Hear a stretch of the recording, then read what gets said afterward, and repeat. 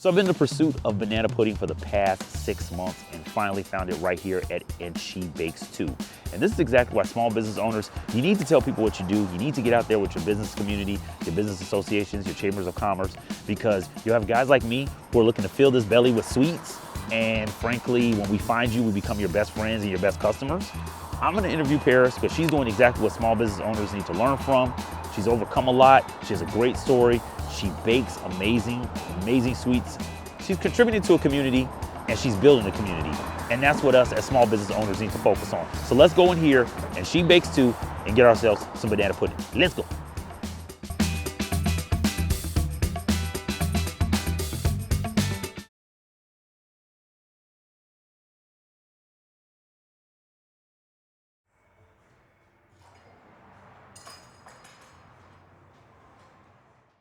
A lot of people don't get past that first year, whether it's online or brick and mortar. Right. Like, what have you learned, or maybe even had to unlearn? Right. I know, not just me, I want to know that. I know every entrepreneur needs to know that from another entrepreneur's perspective, because we all face it from it. What have you had to learn, and what have you had to unlearn?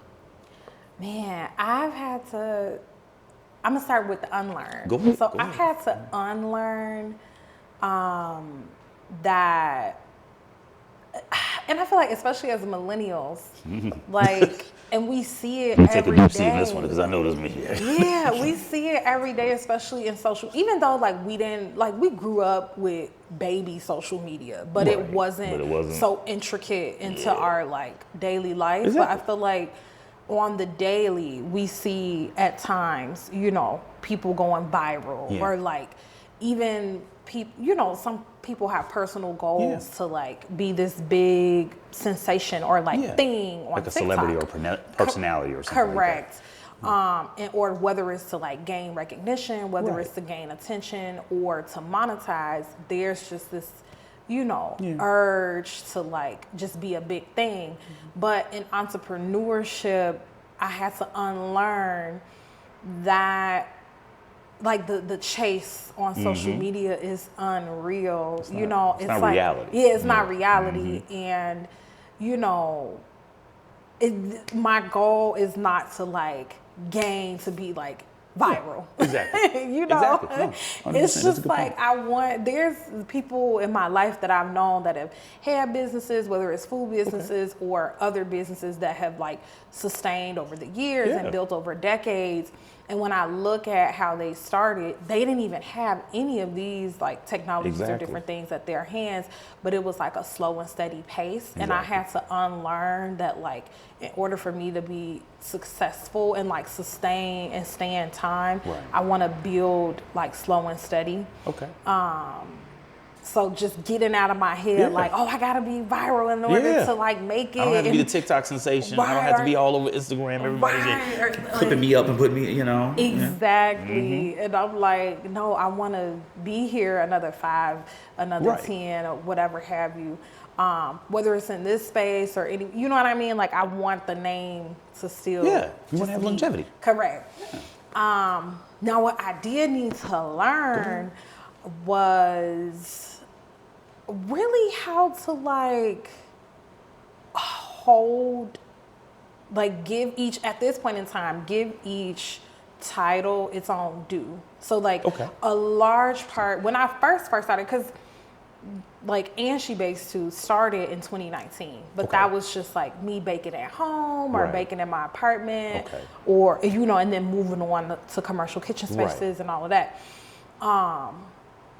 But I was just concerned about like baking. It's just like, it's just baking and like, you'll look at the finances. Okay, I made money off of this pop-up or X, Y, and Z. But to actually be an owner, to learn how to be an owner, that's completely different when a brick and mortar comes into play and there's like, the licenses.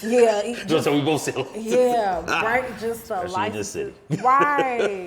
Just getting all of that cleared and like, the equipment, what do I need? Or even just running the actual brick and mortar, like what makes sense, what needs to go where, how do what makes me successful on the day to day. That's a good point. How do you end a day like in a win and a successful day? Correct. Right? And how do you know it's a successful day from an unsuccessful day potentially? Right. Correct. And then like, even just coming up with the menu and like not having too much to like overload people, but then also having enough so that there's something for everybody, and then being consistent with all of those things. So of course, over the course of time, everything on my menu, it's like, oh yeah, I've made it once or twice or whatever have you. But when you're, with dealing with the public on the day to day, this requires another level of consistency. True. So it's like every single time somebody comes in, like that cookie needs to taste the same, or like the cupcake has to have the same texture. Correct. So I had to really learn that and like key in. As opposed to just the craft of baking. It was like those little pieces. And that's, honestly, that's why a lot of people go to the idea of like a franchise. Or something, because it's that consistency is already built in. They don't have to come up with it from scratch. Right. Now, sometimes like the inconsistency plays into my favor, right? Because, but it's small things, with the cookie, I have a brookie, it's like a half brown butter chocolate chip, half fudge, they don't look equally the same, you know what I mean? Like some might have more brownie on one side, but that's what makes it unique in the sense, and that plays into the brand of like tradition and homemade feel and homemade taste. Which plays in my favor, but as far as like flavor profiles and all of that, like, just building out that consistency. Correct. So I had to definitely learn that it's not just about just throwing something together, mix it together, and bake it. Is really what may be missing is like that step by step. To actually understand, because like you said, like I think that's honestly where it kicked off for me. I was like, okay, well I know she uses this and this is the measurement, but like you said, it is a methodical process to it. Even if it's not like taught in a formal school or anything like that, it's still a process to it. So that's how you got started baking. Yes. By learning from your grandmother. Yes. So I feel like even when I was like really little, I would just like sit in the kitchen and just watching her. I always wanted to just sit in the kitchen. And I was always doing it. And I think by 16, I start, really being hands-on and start cooking things and having her like really show me what to do. And then even when I went off to college, I used to cook for my friends like all the time. We had, because the dorms at Spelman, at that time, those dorms were still from like the 70s and 80s, like really old ovens and things. And the dorms we were in didn't have any air. There were only certain, now they have upgraded now. I'm like, but there were only certain, it was just the freshman dorms. But you gotta earn your way up. I respect that. It's like you gotta earn your way. Like freshman, you can work through this. I'm not too mad at that. Right, they're like, it builds character. I'm like, it does. Yes, it does. Yes, it does. In the Georgia heat, it does. I was gonna say, I've only been to Atlanta twice, but I remember one time I went down to summer and I was like, yep. It's a whole different kind of heat. It's a different type of heat. I had 3 fans. And I used to cook in the basements, and we would make our own like Sunday dinner. So we would do, and like of course I had other friends from the South. So like one of my friends from South Carolina, she would make this dish called like perlo, and we would do mac and cheese and cornbread and fry some chicken and do some greens, and we would just come together. Everybody pull their money together, buy things and cook and just, especially on a college budget. Right. Even though our caf was good because a lot of the cooks were black and and they still cooked probably similar to what we would eat at home. But it's just with when you're cooking it with your own hands and then just coming together, it feels different, it tastes different. So stupid question, maybe for me, I'm maybe thinking about watching. What's perlo? Oh, so perlo, it's like a rice dish. It's made with white rice and chicken thighs. I I think there's some drumsticks in there as well, with some sausage and onion. It's just like a pot. It's like one of those pots where it's like this could feed a family. Okay. You know what I mean? Like a large family, Yeah. or it's like this could feed you for a couple days type thing. Kind of like gumbo. Yeah, I was gonna say it has a gumbo feel, but it's a little No, but it's a little different because it's not like it doesn't have any. It's not soup based because it's the rice is dried out and everything. The rice, right. Yeah, and the seasoning is way different. Okay. Even the way you start it off, it's not like gumbo. Okay. But you can have it for like a couple days. You can feed a big group of people. Correct. Yeah, and it's affordable. Exactly. But you know, with North and South Carolina, there's more of a Gullah Geechee roots there with the food. Yeah. So, okay, we're in the midst of Black History Month. Yes. Okay. And I think, once again, like a school teacher, it was a little methodical, right? I want to make sure that we are speaking to the entrepreneurs, a diverse group of entrepreneurs, but specifically to our community of entrepreneurs. And what Black History Month has really taught us is legacy. But to keep those legacies going, keep the education going, keep the focus of where we have been and where we want to go, where we are now, of course, but where we want to go in the future. What legacy do you want to leave, and what do you want to leave to other African American entrepreneurs, just in general? I want to leave the legacy of dreaming, but dreaming with intention. Like I said, And She Bakes Too it's been like a baby since 2019. And I remember at one point, even during the pandemic, I kind of gave up a little bit. I think it was maybe 2022. I can remember I didn't bake anything. I didn't even bake for my family. I didn't sell anything. I didn't bake anything because at that point in time, I'm like, what's gonna happen? I was at the point where I'm I'm still in entrepreneurship, but I was working different jobs here and there, but with the dream still intact, but it just felt so blurry. And I feel like the brand and the business is literally the legacy of what happens when you hold on to that dream and intentionally just keep working at it. It'll come to fruition. Okay, that's impactful, because a lot of people, they feel their dreams are just dreams. They don't think they can make a reality. They don't think they can keep going. When it comes to, and you brought up something that actually devastated a lot of businesses, but especially African American businesses, with the pandemic and them having to close down, quarantine and whatnot. How did you survive through that? Was it spiritual? Was it family support? Was it community support? How did you get through the pandemic and just a business, even though you didn't have a brick and mortar at the time? Because I know you said you were still baking a little bit here and there. But how did you get through it? Can you adjust your Yes. Okay. It's a collective of things. But I think number one, though, I think maybe, especially a lot of maybe Black entrepreneurs that we overlook sometimes, a lot of entrepreneurship is self-mastery.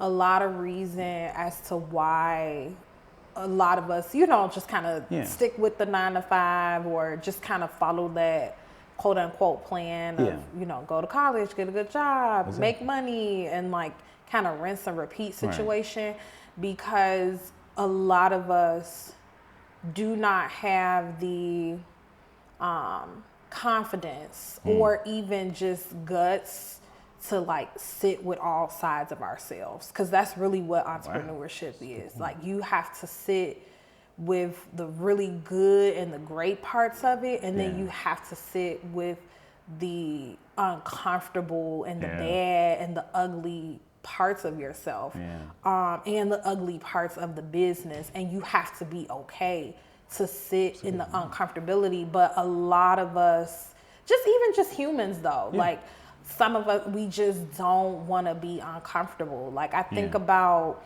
some of the things that I've faced, and even whether it's been here in the brick and mortar or even before I got here, I think a lot of people could not stomach or would not have done what I've done,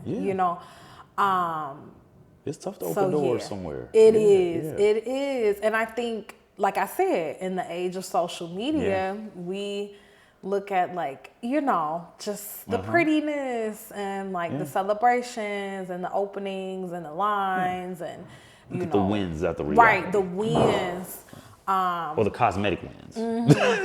Right, the cosmetic wins, but it's so much more. Yeah. It's so much more. So yeah, I'm like, I feel like I answered very long. Yeah, no, that was actually perfect because you actually answered the question I was going to ask next because you brought up social media again, and it's kind of like going back to what you had to unlearn, but what's kind of some of those realities that are not, that a lot of African American entrepreneurs, or entrepreneurs in general, it doesn't even African American at this point, have to unlearn when it comes to like social media and things like that, the things that are like, that's not the reality of things. Like that's just what they want to show you. It's not really what's happening at all times.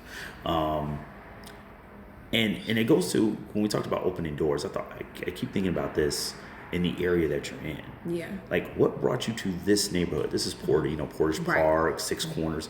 It's a old Chicago neighborhood. Been around from a legacy standpoint, right? What brought you to this community? It's funny. So I applied for a grant through the city of Chicago back in early 2024, January of 2024 actually. And the grant was like through Mayor Johnson, and it was like a retail revitalization program to revitalize businesses within, you know, neighborhoods all over Chicago, you know, as a byproduct of the pandemic, to like just bring some liveliness back to each neighborhood. And I like applied for it, didn't think about it. And then in May, the Portage Park Chamber of Commerce reached out, and they were like, hey, we got this grant opportunity, because the grants were given through the Chamber of Commerce is, you know, within different neighborhoods. But each neighborhood had a chance to, you know, up for grabs, and then whoever chamber essentially was granted those funds, then they were allotted. And so they were allotted grants, and I was on the list, and they were thinking about, you know, we want a bakery in the neighborhood, and they were thinking about, you know, just different ideas and different things that neighbors and different people wanted within the neighborhood. And then they called me, and I'm like, okay. Now, mind you, like I said, like this is like my dream since like 2019. Like I have like journals of me writing out about like me having a pink bakery and like my customers and all the things. But I'm born and raised in Chicago, but I grew up in Austin, which is only like 15 minutes away from here. And I've always known about Portage Park. We've come up here before, but as you know, like Chicago is very segregated. I was gonna say it's checkerboard city, man. Right, it is. It's checkerboard. It's segregated, and segregated in many ways. It's not just like racial, but it's also economically heavily segregated. And so I'm like, okay, like I always thought that I would have like a business within my own neighborhood. Which makes sense, and I had looked before, and I had talked to different, you know, organizations within my community about getting something, but nothing ever panned out. And I could always remember feeling a little discouraged, like, why is this not panning out? But a lot of the times God gives, like he gives us what we need. I was going to say, not what you want.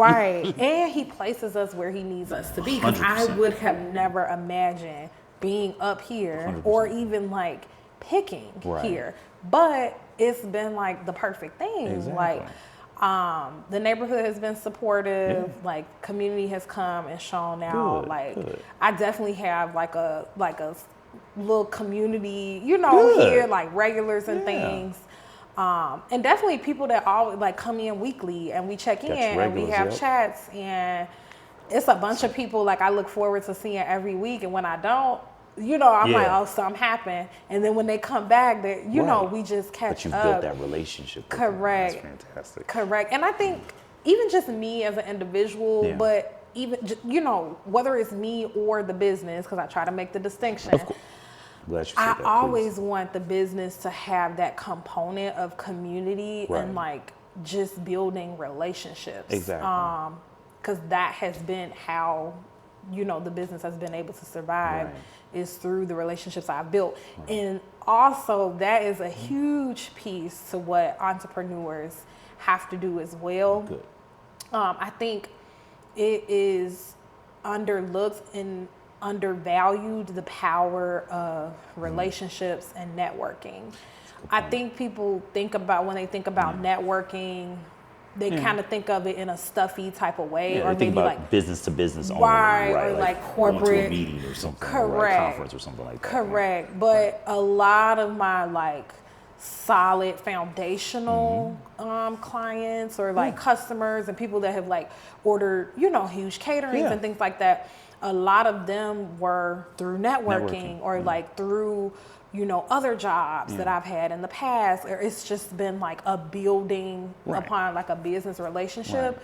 And that's needed, you know, whether it's me servicing them or, you know, I'm able to help them in some type of, you know what I mean? Like, it's essential. No, it's great that you touched on that, because it reminds me of something that, so funny, literally, a conversation I just had yesterday with a current client.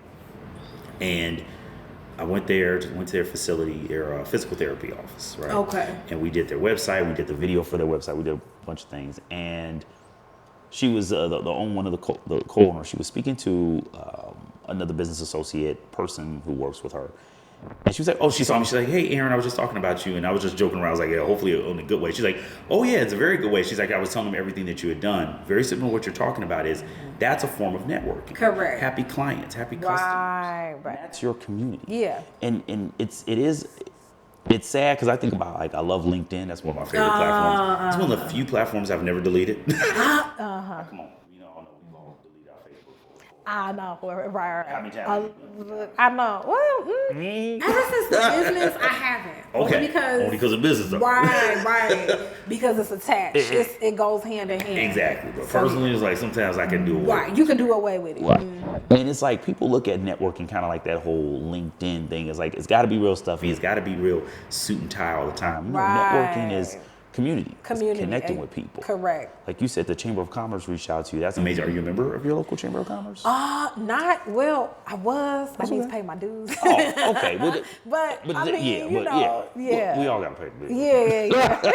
but you saw the value. Correct. You did see the value in that. And that's amazing. Because a lot of businesses I talk to, they don't see. Oh yeah, there is a chamber. There's a business association. Right. Maybe I'll join. Maybe I'll not. But right there. Because sometimes, well, even though I don't know. I mean, it's not political, but sometimes, depending on certain circles, it can feel that way, or I don't know. Yeah. I don't know.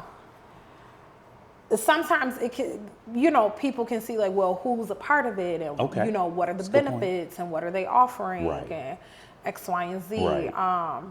But I don't know. I feel like I've been able all my life able to like organically make connections, like build community with folks. And sometimes I don't know. Sometimes businesses don't do it intentionally. Right. I think they just get so focused and narrowed in the weeds of things. And then it's like, and then it's like, if the connection comes, then it comes, and if not, I'm not gonna kind of push myself out there. But that goes back to kind of how you put it with the when you were working in those, you know, the kitchens, and you were kind of you were focusing on your craft more so than the business. You know, it's easy to get stuck in the craft, and then you open up a brick and mortar business. Well, now you got payroll, or now you got taxes, now you got licenses. So it's very easy to right taxes. Right. Man, I don't even want to. I'm not trying to bring up the big T, that big T. I don't want to hear it. Yeah, it's easy to slip into that because you got all those things going on as a, you know. And I was about to say as a solopreneur. So wait, you do everything on your own? Yes. So you don't have a staff? Nope. You have contractors you work with? Nope. So so that's a lot. Yeah. On your shoulders, and you bake too. Right. Well, speaking of that, what's the history of the name? Where'd the name come from? Yes. So I don't want to say my last job, but my last like big job that I had. I was working at a school. I was an operations manager. Okay. I had a lot of responsibility there as well. And at that job, I got super stressed, and I was super young at the time too. and just doing all the things. And I, went back to baking at that point in time as like a way to like cope and like a way to like, just have like another outlet outside of work, because it was always so much going on. Because I worked in a middle school in the middle of Inglewood, so it's like every day it was just always something. What school? It's called KIP. It's like a charter school. Okay, I know of KIP. I know of KIP. Right. I know of KIP. Yeah. So I was like, just always something. Okay. So I started going home and started baking, making things. And then I would just bring them to work and share them with my coworkers. And one time around Christmas, I brought some slices of caramel cake, gave it to one of my coworkers, and she was like, oh my God, and she bakes too? Because I like, because you were doing everything else. I'm doing everything else. And, and then she was like, oh, and she bakes too. And I'm like, that's going to be the name of my bakery. Just wait. I'm like, one day I'm going to have a bakery. That's going to be the name of it. Oh, wow. Yep. And of course, it's my favorite cake, caramel cake, that brought it to fruition. I love caramel cake. It's good. It's good. And I didn't know you had caramel cake. I'm looking at the list. I'm like, cupcakes I see, but I have to get sliced. I got to make some caramel, but that's literally in order right now. So I wanted to go back to one thing though, and thanks for telling the story of the name, because a lot of people, they work hard on their name trying to figure out what works and what doesn't work. Mm-hmm. And one thing I'm going back thinking of your story and everything you brought up so far is how it's just kind of like you take the opportunity, you see the opportunity, but you take it also. Mm-hmm. That's what a lot of entrepreneurs don't do enough. Sometimes they'll see it as a challenge, like I want to stay away from it, And it brought me back to thinking of like why Portage Park. Because a lot of people, that's the one opportunity they don't take is, let me go into a neighborhood I haven't worked in before. Mm-hmm. Let me go into a town or city, or even we went to a whole nother city and a whole nother state for school as well. With Portage Park and just working on, for those who don't know, because people may be from a different state. Chicago is very south side, north side. Right, west side. Yeah. Right. We don't really have an east side because it's just a freaking lake. It's a lake. But I feel like people, growing up, people that lived in South Shore would consider that the east side, even though it's south, but it's viable. You're right. It's viable. You're right, because I grew up closer to South Shore. I was in South Chicago for a very short period of time, but mostly grew up in the Bronzeville and Hyde Park area. Right. That's where most of my clan is. My crew, your family came up from Mississippi and Tennessee. Right. Boom, that's where they stopped. So Chatham, Hyde Park, South Chicago. You said Austin was the area you primarily grew up in. Were you born in Austin? Yes. Okay. Mm-hmm. And what made you go? Because you brought up Spelman. What made you go to Spelman? Because that's what I'm saying. You go. You which is the one thing entrepreneurs need to understand. They don't need to be bound by one thing. You need to see the world. Correct. What made you go to Spelman? So in the 8th grade, my middle school took us on a civil rights tour. We did like end of the year field lessons where, you would go away and just a chance to expose us to different things. But that 8th grade year was like the big trip. Okay. And we did a tour throughout the South, and we went to different, civil rights like monuments and museums, and we just took a tour. But through the tour, we also stopped at different HBCUs, and we went to Tuskegee and TSU. That's where I was. I'm like, you were trying to figure out. I forgot, because I'm like, I know we spent some time in Tennessee. So TSU and Tuskegee, and down, went through Alabama, and then came through Georgia, and we went to Spelman. Well, of course, they split us up, so it's like the girls went to Spelman and the guys went to Morehouse. And then we did like a group tour at Clark Atlanta. But I could just never forget walking on campus, and it was just beautiful. I mean, the lawns and just the buildings and just looking around, and it's like all of these women look like me. They're beautiful and they're smart, and they just look like a picture of what I desire to be. So I'm like, I'm going. Right, and this is like 8th grade, and I'm just like, this is where I'm going to school. But like, I know I'm going, and I did. And I can remember first day, freshman year in high school, and like, they do like get to know you things, and the teachers like asking everybody like, oh, where you want to go to college? And I was like the only one that said Spelman. And like the teacher was like, are you sure? You know? You were the only one that said Spelman. I was the only one. And, you know, and I mean, I knew about Spelman and like did the research, but like not the full depth of what it means to go. But the teacher knew, and she's like, are you sure? Like, what do you mean? Like, you really go? And I'm like, yes, I'm going. Yeah. That's where I'm going. And I went. Were you the only person that mentioned historical black college? I believe so. Really? Yeah. And you know, and I say that only because I've mentioned this. Actually, I mentioned this in 2 episodes of the pod in the past too.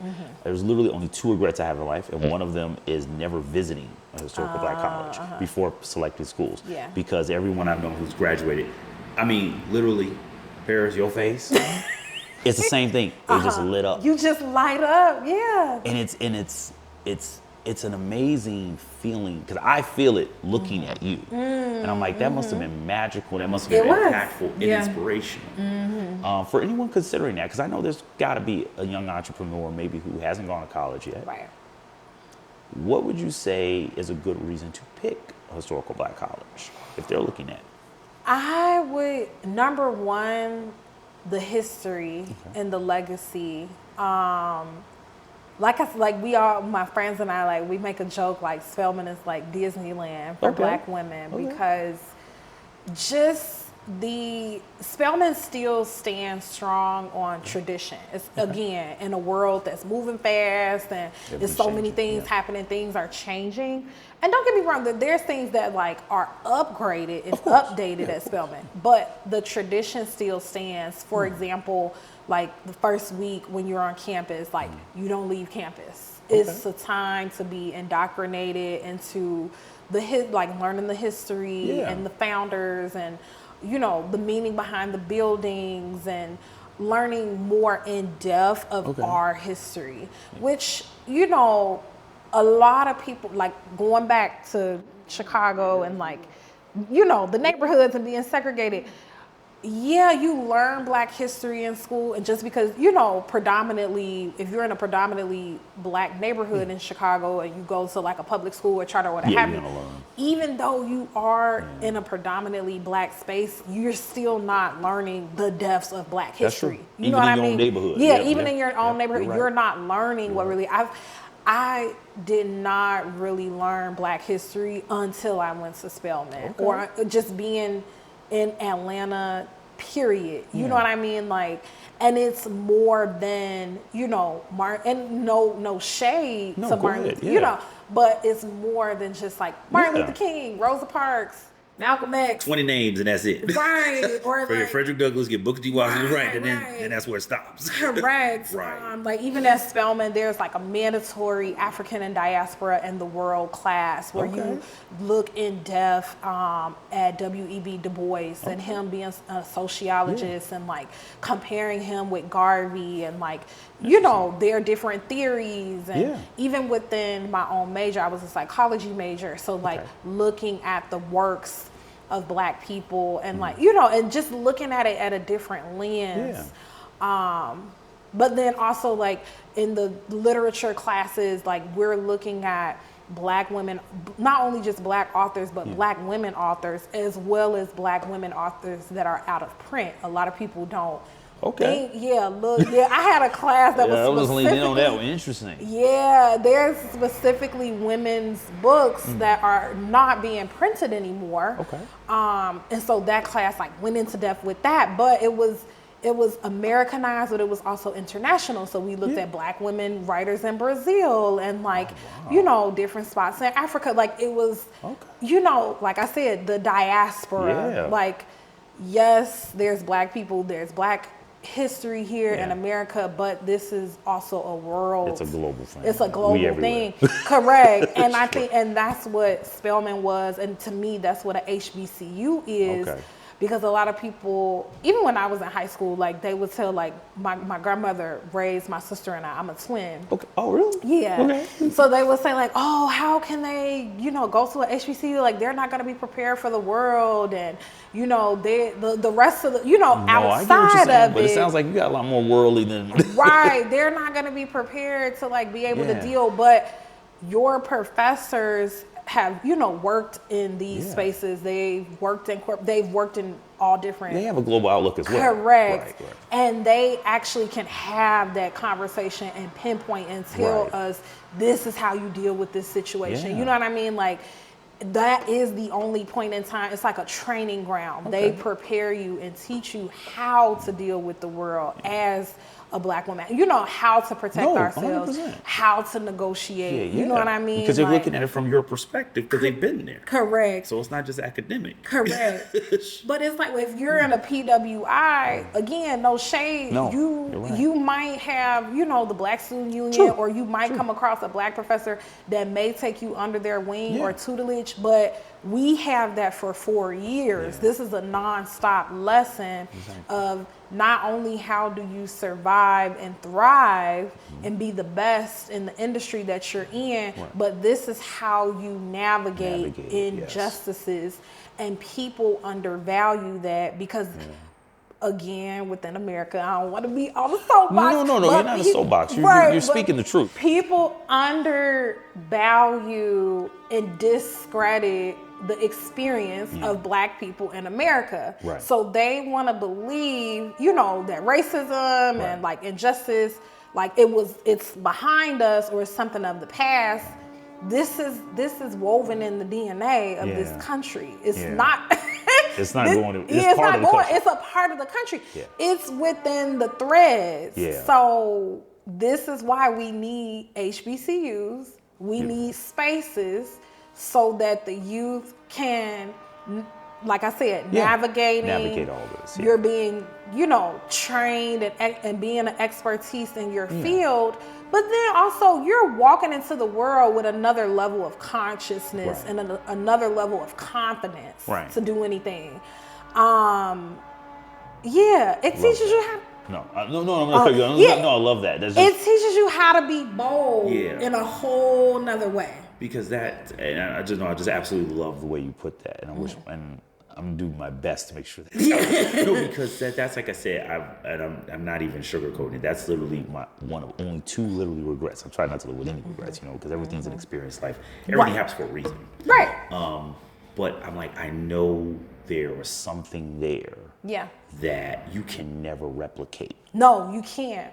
You can't. The experience, and like I said, no shade to them. But there's so many PWIs that have, you know, the Black student unions and kind of like all the Black kids, you know, group up. And of course, there's Greek organizations there. I'm not a part of any, but there's Greek organizations there, and they do their thing, and it becomes like a community and safe space for Black students there. It's still not the same. It is still not the same. And I'm just glad to see it from another person's perspective. Because like I said, everyone else I may either met in grad school or for work, and they're like, I would hear it with them. Like, But it's good to hear another business owner who's had that experience, and just to hear from your. And I've never met anybody from Spelman, honestly. So that was really beautiful. Thank you. You're the first. Now, we're going to get to a few sweet topics. Number 1, and I know this your baby. I know this is, and you work so hard here, but I know every parent has a favorite. What is your favorite dish, or what's your favorite item on your menu? Really? Because it might not be on your menu your favorite overall, but what's the favorite on the menu? My favorite on the menu, and it sounds basic, but it's not, is the brown butter chocolate chip cookie. Like, I worked tirelessly to come up with this recipe. I played around with that recipe so many times. I really cannot count how many times I redid that recipe to get it exactly how I wanted it. And that is the one cookie like people fall in love with. I won a pitch competition with that cookie. Oh, for real? Yes, just because the judge, because he ate the cookie and he was like, "This is it. This is the one." So you have an award-winning cookie, right? I'm like, this is marketing. It's my thing. You have an award-winning cookie. Yes. Okay. Like, make sure we want to say it like that. Put it right there. Right. I should put it up there. Like, it is an award-winning cookie. Like, it's really the base, the foundation of the rest of the cookies. Because I pretty much make my cookies the same way. They have the same base, but they just have different fillers and different flavors. But the base of it to have the same texture and like, you know, yep, it's the same. So I'm very proud. We got to get those cookies before we leave. Now, not on the menu. What's your favorite? What's your favorite thing to make? Ooh. Even though it's not on the menu. Maybe you make it for yourself. Maybe just for your something family. not on the menu. I feel like my favorite things are on the menu. Which is good. I'm just saying, just in case. Maybe you know what? It's always gonna be like like I said, I'm a twin, and we love strawberry shortcake, and it's not on the menu. I'll make it every once in a while, like in the spring. Last spring I did it, and with Bridgerton coming up. I'm always thinking about marketing for different things. And, you know, Bridgerton. Yeah, my sister loves. Oh my gosh. It really, you know, it really gives like spring and like light pastry type deal. So I probably will roll out maybe some strawberry shortcake slices for sure. But it's not on the menu, but I love to eat it. It's kind of simple to make. But it's so good. Is there a reason why you never added to the menu? I just wondered. Capacity. You know, like again, when I think about like my setup and like what sells, what people are asking for, what people grab. Exactly. Now, typically, it's the cupcakes, it's the cookies, quick, banana pudding. Yeah, quick, easy. I do have folks that will like buy for celebration wise, you know, whole cakes and things like that, but that's more of a specialty. But on the day to day, I carry, you know, what people buy so that there's not a lot of waste. Exactly. You know, that makes sense. Especially with a solo operation. It's what's easy to manage for you and also just cost effective. Right. You know, overall packaging and everything like that. How do you market? How do you market your business? I don't want to say I hate when people say that, but I'd be like, I don't. I mean, I guess I do through social media, like, but I don't know. To me, it still seems limiting on social media, even though it's like, there's thousands and thousands of people out there, but the way that algorithms are set up and all the things. However, I'm actually proud of my social media though, because there is still a community there. There's still people like I talk to on the regular, you know, through my messaging. Like just for me, again, posting consistently, but also what I love are the stories. So unfortunately, a lot of people are passive, but fortunately, through us being passive nowadays or just kind of observing and watching, that still builds another form of community. True. So I like to consistently post on my stories. I don't know if people have caught on to that. I'm always engaging with my audience through my stories because again, it's something passive that people do. But they're still connected. Right, but they're still connected to me and they're still connected to what's going on in the business. You know, what am I talking about? What am I doing? What am I offering? And people see that it's consistent and they feel comfortable, you know, replying back to me, or I ask them a question or whatever have you. And it sparks conversations or, you know, or it's just like, just brings some type of joy, you know, through their day because like, I'll have some posts that do well or reels that get a lot of views, but the real, you know, building, I feel like is the story. Which makes perfect sense. And that's, I think that goes kind of I love the way you put it. And I never looked at it like that, even though like this is my area. I never looked at it to where it's, we're very passive, but it allows people to still build that engagement because they're looking at the story. They're following the story. They're following the progression, whatever you're sharing there. And it is because it's unfortunately. And again, I feel like everything I always talk about, it always goes back to something within our minds or like spiritually. Right now, people want, again, some type of way to cope, some type of way to like be lulled or just kind of distracted or entertained in some type of way. To just really disconnect because there's so many things happening at once. And sometimes it feels like a fire hose of information coming, whether it's good or bad, that's happening in the world. And so we just look for those quick little things to just do or kind of distract us. And I think a lot of people are like, whether they're at work and they're just tapping, and it's just, okay, tap, tap, tap, scroll. Who's doing this? Who's doing that? What's going on? So it's a good way. No, it's a good point. Good point. And that's a great way. And that's actually a great way to market, because you're still giving yourself a way to be in front of people and to connect with people. So we're going to close up. I want to ask anything you want to leave like our audience as, and keep in mind, our audience is primarily entrepreneurs who already started. Right. So they're kind of like you. Maybe second, third, fourth year, and you've overcome a big hurdle, which is that first year. A lot of businesses fall off in that first year.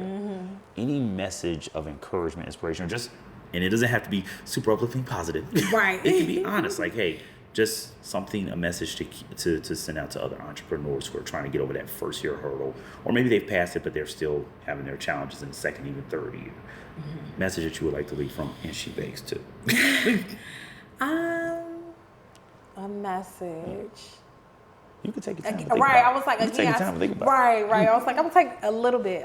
Like, I'm also, again, very spiritually tapped in. So I'll just be like, what is the message for today? Don't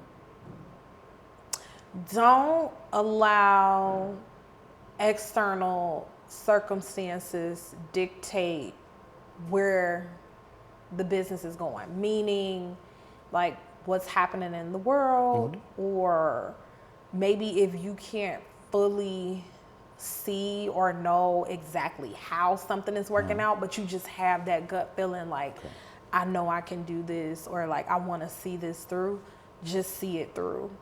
I feel like that's a constant, nonstop lesson that I've learned. Like, it's so many times where I'm like, I don't know how this is going to happen. I don't know how I'm going to do this.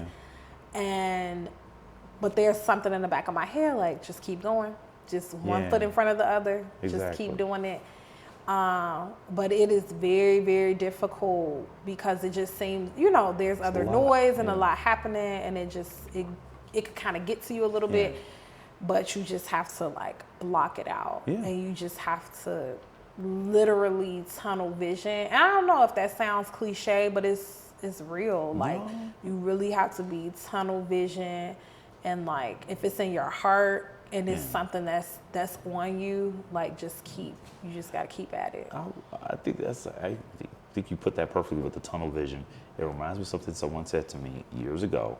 Like, have you ever noticed how racehorses, they always have those blockers on? The blinders. So they can focus. Yeah, you got to. And it's kind of the same thing, and that's a really good point. Speaking of, we just talking about social media, all the stuff that's coming your way, everything that bombards you with information. It's a bunch of stuff. It can be positive and negative. Correct. But the thing is, like, if this is something really in your heart that you want to do, you keep your story, which you laid out of how opportunities have come, you put your name out there, you got a grant that, I can't tell you how many people I've met, business owners, Paris, they'll be like, I'm not going to get this grant. I'm not going to get this loan. I'm not even going to apply. You got to try. Yeah. I just do it anyway. Yeah. Even, sometimes I might not even think that I might not get it or not, but I'm a huge risk taker as well. You have to be. You got to be. Sometimes, I don't know. Sometimes maybe I shouldn't be, but I don't know. But I take risk all the time, and you just have to do it. Like, if you have the energy to do it and the wherewithal, just like put it out there. You never know. You never know, because think about, you'll be look back on 5, 10, 20 years later, what if I had done it? Right. Who wants to live like that? Exactly. And she bakes too. Thank you so much, Paris. Yes, thank you so much for your time. I know we took you away from a German chocolate cake, which we are smelling here. She's torturing us. She's like, yeah, this is why y'all need to come here. And I want to see somewhere at some point, I want to see a post about this award-winning cookie. Because when you said that, I'm like, you have an award-winning cookie. I'm bad myself. I made a logo years ago. This is shameless self-plug promotion. But if somebody found out, they're like, dude, you won an award for that. I'm like, yeah. They're like, you never told anybody you won an award for a logo. I'm like, no. Oh. Right. Like, yeah, you're like, Cause you just move on, and you're just like, oh yeah. Then you start thinking, right. Yeah. And it's the same thing. Somebody on the outside told me, I'm like, yeah, you're right. So on that menu, I keep looking at this menu. I'm one day I'm gonna come in here and I want to see that little blue ribbon. I'll design that thing for you if you need me to. Okay. Thank you so much. Thank you. Once again, thank you for being a part of the community. Of course. I don't even live in this neighborhood. I live a little farther away, but I come here for that banana pudding. By the way, she has fire banana pudding. She has a award-winning cookie, but try the banana pudding. Yeah. And for you guys who love pumpkin pie, that's great, but try the sweet potato pie too. Just saying, it'll change your life. Have a great day, Paris. Thank you. So much. Thank you.